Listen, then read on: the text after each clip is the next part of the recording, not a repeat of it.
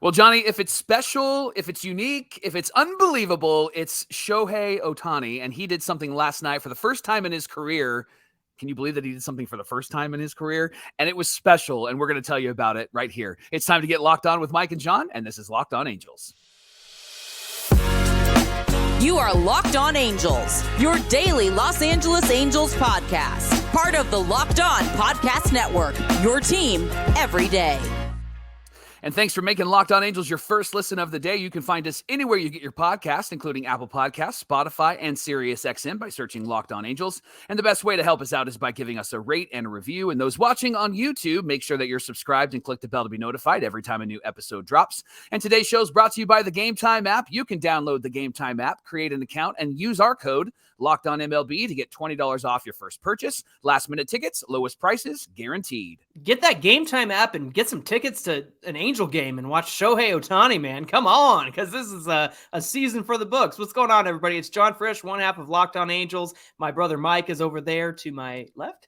There we go. Yeah, you've got the Frisch brothers here with you, a.k.a. the Super Halo Bros. My name is John, and that's my brother Mike. And my name is Mike, and that's my brother John. And Johnny, I was disappointed yesterday because Locked On Angel listener and viewer Landon Crouch, he sang the national anthem when we were at the game. Yeah. He had 2 tickets for last night's game, and I didn't check my messages until later. We were at a basketball tournament as well, but I just want to thank Landon for at least thinking of me. And he was there. He got to watch the game, and I know that it was fantastic. So congratulations, Landon. You picked a really good game to go to. That's so rad. Oh, I'm glad to hear that. Hey, Locked On Everydayers, you know that we're going to be recapping every single game of this White Sox series. And we have Fan Mail Friday coming up, so we want to get your questions in for the mailbag. So feel free to send those to our DMs at Locked On Angels, at Super Halo Bros. You can give us a call on our voicemail line, which is in the episode description below the video or below the where you hit play on your podcast app of preference. And we want to get your questions in. Mike, on today's show, we're going to play a little game of Guess the Starting Pitcher, and we're checking in on how the added depth has changed the Halos this season as compared to last year. But first, Mike, let's talk about that big game against the White Sox last night. The Angels have won both games of this set so far. There's 2 more to go, and Shohei Ohtani had himself an incredible game. He did. 4-2 was the victory last night. Ohtani hit 2 home runs in this game, Johnny. The first one, Wayne Randazzo actually called it on the broadcast side, the video side. He was like, hey, fastball, and Shohei's going to turn on that sucker. And then immediately turned on that sucker. Crushed it. 418 feet, 110 miles an hour exit velocity. Then later on, he just kind of flicks his wrist and he hits a home run. I say that it's kind of nonchalantly, but that's what it felt like, right? Like it was a sinker down and away at 88 from former Angel Tukey Toussaint, who cut his hair, by the way. I'm disappointed. Yeah. Or maybe it was up in his hat. I think he cut it, though. It was just like that one he hit at Globe Life Field against Texas, opposite field, crushed to left center field. How does he do it? It's insane. Unbelievable. Unbelievable. What a game it was last night. So that was 404 feet with a 106 exit velocity. And he has 13 home runs in June. That ties an Angels franchise record for a single month. Remember a couple years ago, he was on pace to break Troy Gloss's single season record of 47 home runs. He got 46. John, he's on pace to hit over 50. I think it's 54 right now that he's on pace. And then, oh, by the way, I didn't know if you know this or not, but Shohei pitches. And I heard he's pretty good at that. And he pitched last night, Johnny. And what a game it was. Talk about that and talk about his stats. Unreal, Mike. So first of all, again, as a starting pitcher, it's the first time he's hit 2 home runs as a starting pitcher. 6 1/3 innings pitched, 1 run given up, 10 Ks, and 2 walks. Now, in the seventh inning, Matt Weiss came out to check on Shohei, and then Phil Nevin came out. Mike Frostad came out too, and Ohtani left after having thrown 101 pitches. Turned out it was a cracked fingernail, and I don't know if you saw what I tweeted on Super Halo Bros, but Phil Nevin was saying, which finger did you crack, Shohei? And it was that finger. So real intense dad energy from Phil Nevin right there. Well, and what I loved about that is the memes that were created, and it was my favorite one was tomorrow on the MLB Network, Phil Nevin flips off Shohei Ohtani. Here's 27 trades to get him off the team, because that's what the MLB Network. Bo Porter knows nothing, and Nerd McNerdston knows nothing on the MLB Network. Network. That's why you're here on Locked On Angels, because we are fans and we're talking about these Angels, right, Johnny? Yeah, exactly. Hey, in that second inning, it was kind of frustrating because Michael Kopech obviously could not hit the zone. That guy Right. throws hard, but he had no control. And so there were 2 walks, but the problem is that the Angels were trying to put on the hit and run, which I can understand if you want to do the hit and run, right? They send Luis Rengifo, who I understand sending Luis Rengifo, and actually he was safe, but he was kind of bumped off the bag because he couldn't get around Elvis Andrus' foot. Yeah. And so there was an out there, but then they do the hit and run again with Chad Wallach on a pitch that was just like the worst pitch to do a hit and run on because it was so far and away from David Fletcher that Chad Wallach was thrown out by Grandal. And so there were 2 outs there when really the Angels, I understand putting on the hit and run because you don't want it to get doubled up, but just let Kopech throw balls, man, because he was not hitting the zone. Like, let him get himself in trouble. And the Angels really bailed him out in that second inning, right? Yeah, and that makes it hard because when you have a guy who's struggling and then put the hit and run on, that kind of seemed like an odd decision to make just because he wasn't really throwing strikes. However, I love the aggressiveness. This is what we've been asking for as fans for a long time, right? And this is the risk that you take. There's a risk and there is a reward. You steal a base, it's a reward. The risk, you get thrown out. And then also, if you're going to put the hit and run on, David Fletcher usually makes contact, but when you throw it in right field and Fletch has to try to swing at it, and then Chad Wallach's running, you're just kind of dead in the water there. So I hope the Angels do more of this. Obviously, I want them to be a bit more successful, but I hope that they do more of this. Yeah, I mean, it's easy to sit here and say, well, you should have done this, you should have done that. I just watching the game, I was like, he's not throwing strikes. Like, there's nothing to swing at here. Just hold the bat on your shoulder, right? Just hold the bat on your shoulder. Hey, at the top of the 4th inning, Fletcher got an RBI ground out. It was ruled an out after he was called safe at first base. It was the right call, so credit to MLB and the dweebs in Manhattan. Hunter Renfroe, man, with that double play from right field, catching it and throwing it to first. Then in the top of the 6th, Ohtani has 2 on, 1 out, strikes out Anderson and Luis Robert. That was awesome to see. David Fletcher makes a diving stop at shortstop, throws to third to get the lead runner out in the top of the 7th. Very Zach Neto-like, right? Yeah, no kidding. He ends up saving the run because Webb would have given up an RBI single to the next batter in that situation.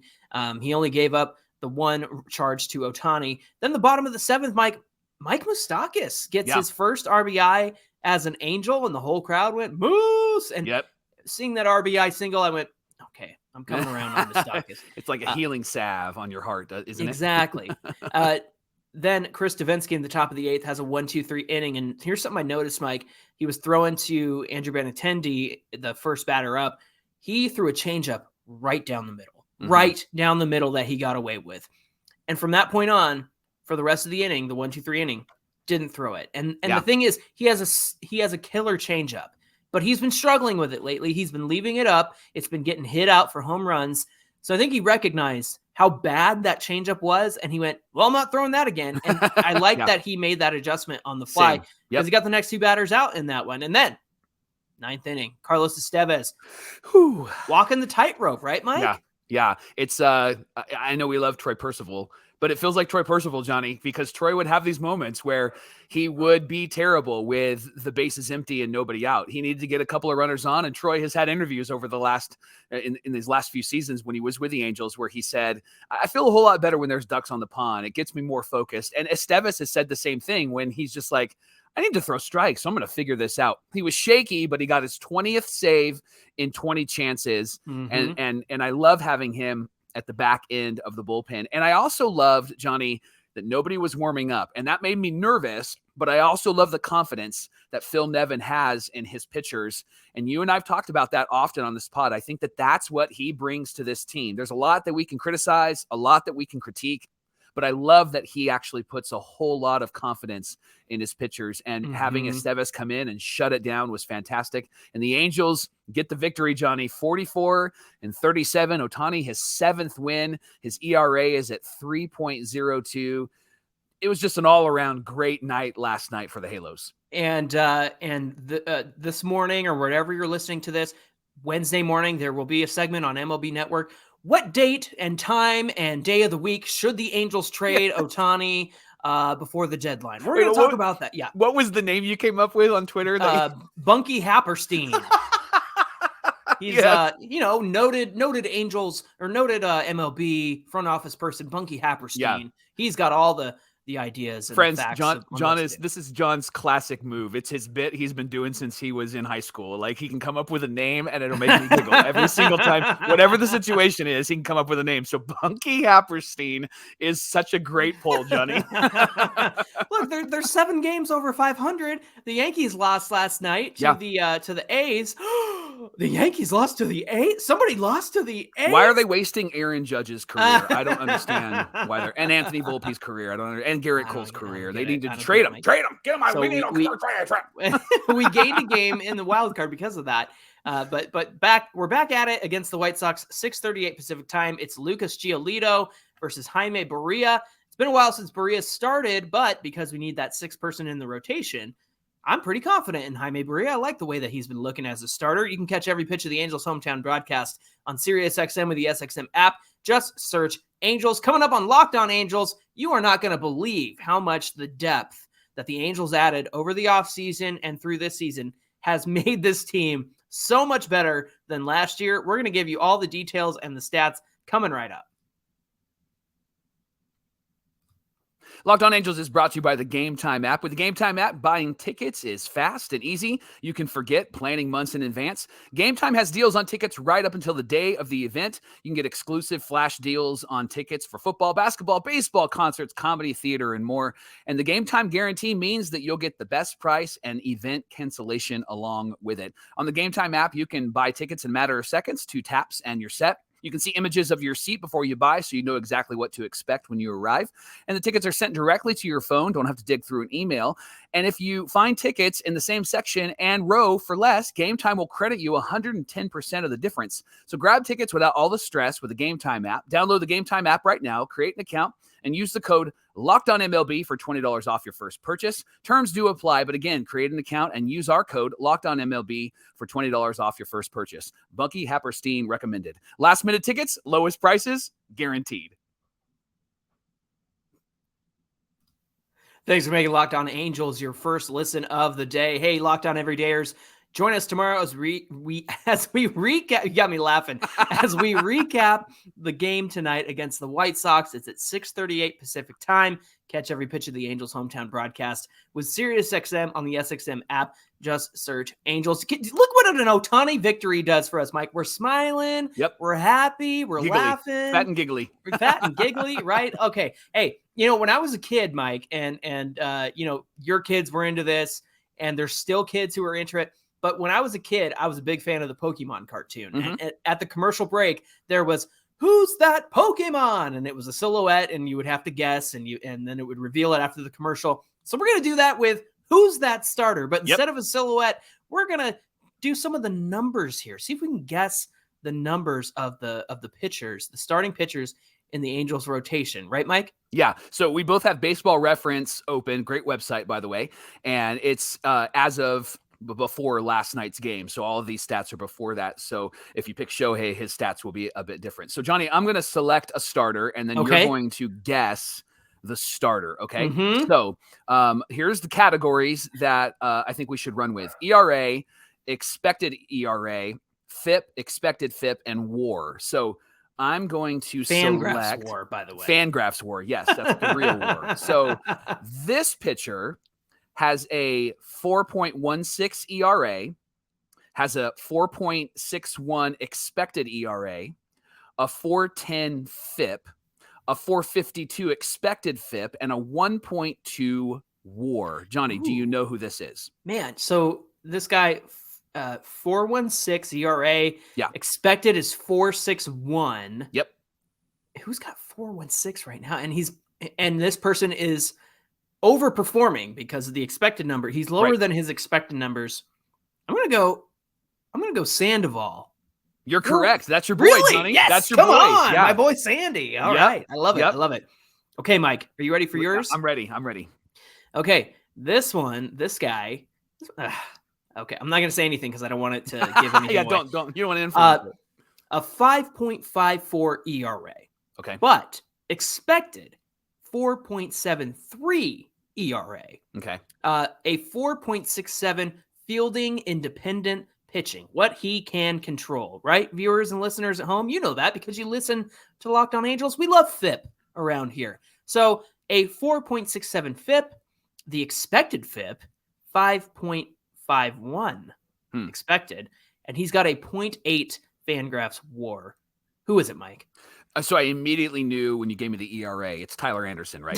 Dang it. I knew that was gonna be... Man, Tyler Anderson. And which it makes sense why he's kind of outperforming some of the things that he's underperforming. He's underperforming. Or underperforming, I mean. Yeah, yes. his 4.73 ERA, I'm like, yeah, that makes more sense. And look, the truth is that I think he's coming around. I think that he's gotten better over his last few starts. Certainly, the walks have come down. He had a great outing in Colorado. Probably deserved the win in that one just because the bats went to sleep after scoring 25 runs the night before. All right, hit me with the next starter, Michael. Okay. Let's see. I'm gonna pick this one. Okay. A 2.14 ERA, a 3.69 expected ERA, 3.70 FIP, a 4.19 expected FIP, and a 0.8 WAR. 2.14 ERA? Yes. Who's got that? That's why I'm asking you. What in the world? Well, it's not Shohei because he lowered his last night, but it didn't go down a whole point. Right. I don't know. Not Griffin Canning, right? No. Let me tell you. Hit me. Jaime Barria. Oh, come on. Jaime Barria. Yes, he's starting tonight. Yes. Okay. Which is so interesting. His numbers are interesting, right? Because obviously he's been in the bullpen for a bit, but as a starter, he's been fantastic. So those are starting numbers. Those are his starting numbers. Wow. And he's been pretty fantastic as a starter. Okay. So we'll see what he does. We'll see what he does tonight. So all right. So that's where are we at? We're back to me, man. We've got three more, right? We did three more. Okay. Three more. A 3.99 ERA expected of 4.02. So he's right in line with where he should be. A 4.52 FIP, however, that's underperforming because his fielding independent pitching expected is 3.99. So that actually matches this person's ERA. Okay. And he's added a 0.7 Fangraphs WAR. Who is that? That's got to be Griffin Canning, right? It's Griffin Canning. Okay. Well yes. Yeah. Okay. How did you get that? Well, because I know Reed Detmer's ERA because it was the same ERA he had at this time last year, and I looked it up. I looked it up 2 nights ago after he pitched, so that's why I was like, so I know what that one is. So well done. I probably just gave you the answer to the next guy, but Griffin Canning having a really great year. So let me select this one for you. Remember, these are before last night's game. So 3.77 ERA, 4.07 expected, 3.25 FIP. 3.64 expected FIP and a 2 WAR. Who is it? Okay, before last night's game, Ohtani did not have. Okay, no, at the end of last night's game, he has a 3.02 ERA. So this person has 3.77, but the expected numbers. It's Detmer's because yes, it is. Shohei's expected numbers. Yes, it is. Are far and away better than that. Yeah, but he has 5 starters. He's got a 2 WAR. Yeah, 2 WAR. Wow. Yeah, doing well. So that's 5 starters. So let's do one more. No, I'm kidding. Yeah. Shohei Ohtani. Well, this again before last night, just to rattle it off. 3.13 ERA before last night's game is now down to 3.07. The 3.94 FIP is underperforming a expected FIP of 3.47. Yeah, and he's got a 1.6 F WAR. Is that just for pitching? Just the WAR he's added for pitching, which I'm sure it's slightly above 1.6 at this point, but I know you pulled these before then. So, man, overall, Mike, all these guys are sitting, other than Anderson, they're all sitting around 4 or below, which I think is fantastic. And there's some room for improvement on these starting pitchers. So that's also encouraging as well. I think that as we continue into the season, I think we're going to see some big improvements from our starters moving forward.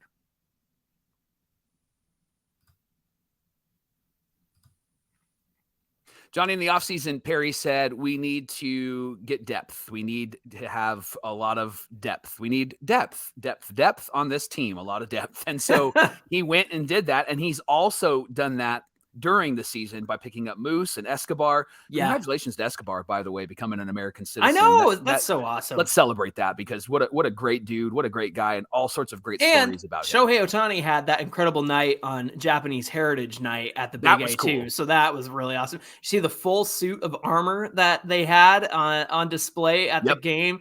That was really awesome. Same people who made the Kabuto made the rest of the set and got that to the Angels right in time for Japanese Heritage Night. So that was cool. But yes, congrats to Eduardo Escobar getting that citizenship and passing that test.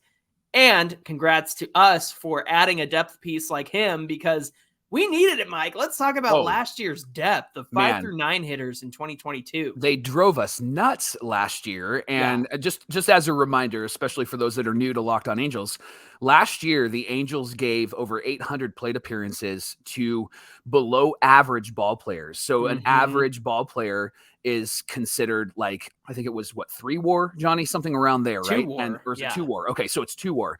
And so these below average ball players were at 0 WAR or less. And so these were the people that we were giving at bats to: Jonathan VR and Juan Lagares and Phil Gosselin and Monte Harrison. Yes, those types of guys. And Magneuris Sierra. Like, those were the guys that we were giving at bats to. So the 5 through 9 last year was terrible. So I'm going to recreate a bad dream for a lot of listeners and viewers right now. But here is the 5 through 9 last year in 2022. They had a combined 63 weighted runs created plus for 30th in the league. That's the worst, by the way.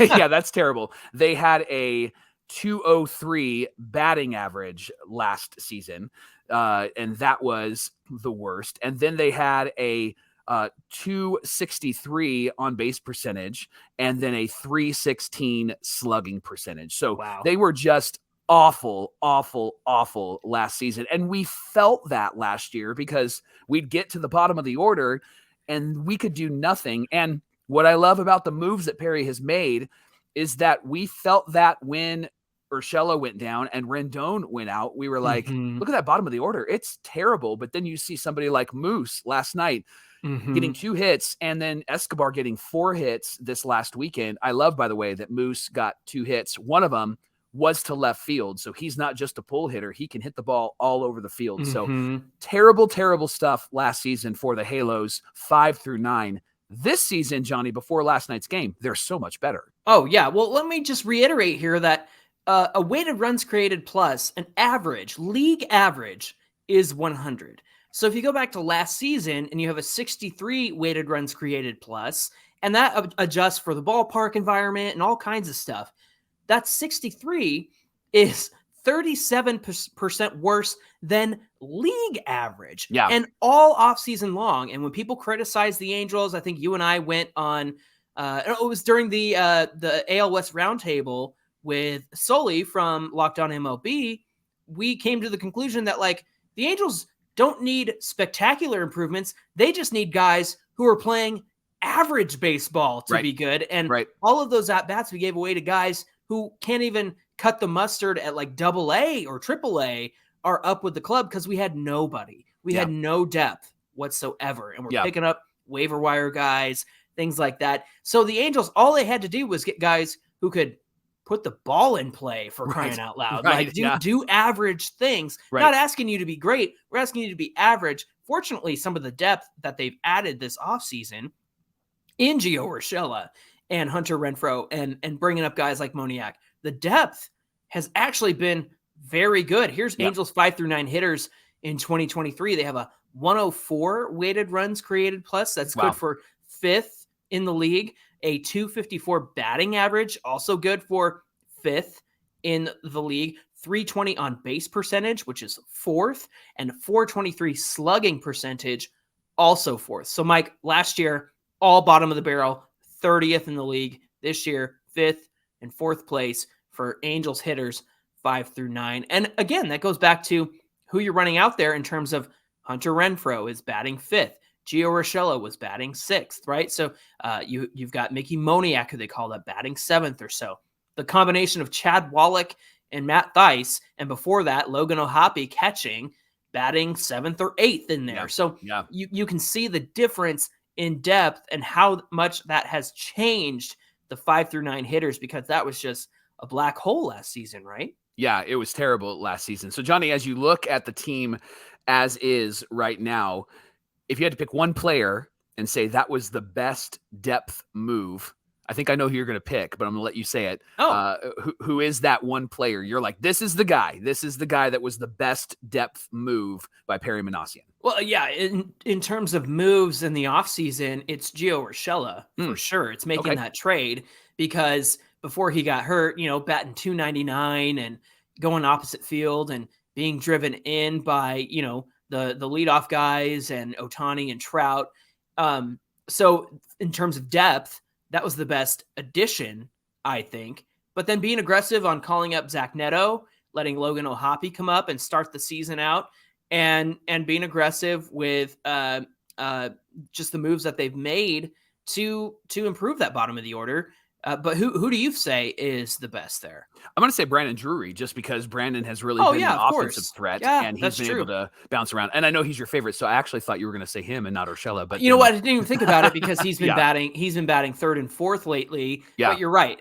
Across this whole season before Rendon's been hurt, Drury was down in the 5 through 9. So you're right. I would have said Drury. But again, Urshela and Drury are huge moves for this offense. Oh, absolutely. And what I love about Drury is that he did start off really struggling and has really picked it up. The cool thing about having him on the team and then also signing Moose is they're SoCal guys. And so I think that there's actually an excitement in their hearts, and they're passionate about playing for the Angels, which is why I think those moves are fantastic, because you've got guys that really want to be here. You've got guys that really want to win with the team that they rooted for when they were kids, when they were teenagers. And so that's why I like having him on the team. That's why I like having Moustakas on the team. I think that those moves are really fantastic moves, and good on Perry for continuing to do that. And I think that's why it's so important to have Moustakas and Escobar on this team, because you've added proven major league talent. And like we discussed, I know they gave some arms away, but you know what? We got a draft coming up here soon, Mike. And I think the Angels can get those arms right back with a couple of college arms that they're excited about. And maybe, you got to clear some space to make room for the new class who's coming in, right? Saved by the Bell, the new class. They're coming up soon. And got you there, didn't I? Yeah. But again, you've got to make room, and you got to bring in some new arms, some fresh arms. And the Angels have plenty of that for the first time in a long time. That's why they were able to make moves to get Moustakas and Escobar. I'm not afraid of the fact that they gave away those 3 arms, and they're not the guys that we're always talking about, right? And so again, just the depth that they are adding, so necessary, so important, especially when you compare last year to this year. The new class was trash, by the way. Hey, thanks for making Locked On Angels your first listen of the day. Remember, the Angels play the White Sox tonight. Again, 6:38 Pacific time. You can catch every pitch of the Angels hometown broadcast with SiriusXM on the SXM app. All you got to do is search Angels. Somebody said the other day, hey, Mike, don't hurt yourself with that Duncan Sheik reference. Yes. I thought that was pretty Thank you so much. That was great. Hey, favorite listener. Give us a follow at Locked On Angels on Twitter, at Super Halo Bros on Twitter and Instagram. And if you're on YouTube, please hit that subscribe button, click that like button. It really helps us out. So if you enjoyed what we did today or any other day of the week, hit that subscribe button, hit that like button for us. Hey, Mike, what do you have on deck for tomorrow's show? Hey, we're going to be here to recap the game. Jaime Barria is on the mound, and so we're going to talk about his start. His 2.19 ERA. We're going to talk about his start. We're going to talk about how the Angels performed or didn't perform. We're hopeful that they can get a 3rd victory over the White Sox. And so we'll be here for you to recap all of the details tomorrow on Locked On Angels. Can't wait to watch the game tonight, and I look forward to seeing you guys back here again, whether you're listening on the audio side or you're here on the video side on YouTube. We appreciate you. Until then, my name is John, and that's my brother Mike. And my name is Mike, and that's my brother John. Thanks for being here with us, and we'll see you back here for more Locked On Angels.